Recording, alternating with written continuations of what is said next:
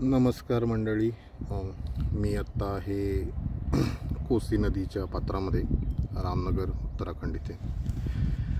आणि इथे तुम्ही हे अलुवियल डिपॉझिशन पाहू शकता. म्हणजे नदीने जो डोंगरातनं गाळ वाहून आणलेला असतो त्याचे एकावर एक तुम्हाला थर बसून लेअर फॉर्मेशन झालेला दिसू शकतं.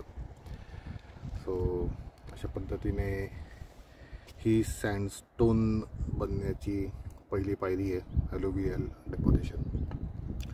सो एकावर एक थर बसत जातं ह्याच्यामध्ये.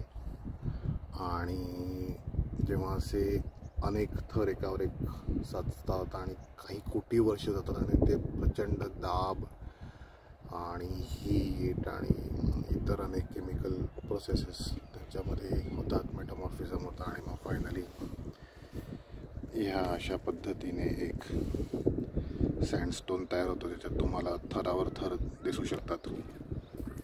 सो हा कडक आहे, टचिंग इट नाव.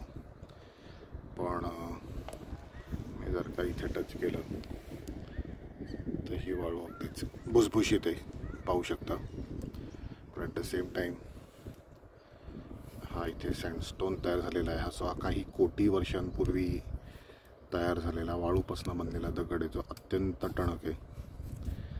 सो अशा असतात निसर्गाच्या प्रोसेसेस, ज्यात वेगवेगळ्या पद्धतीचे दगड तयार होतात. तर त्यातली ही एक आहे. आणि हे आहे रामगंगा नदीचं पात्र, कोसी नदीचं पात्र. मागे कॉर्बेट अभयारण्याचा पार्ट आहे आणि हा इथे सूर्योदय होतो.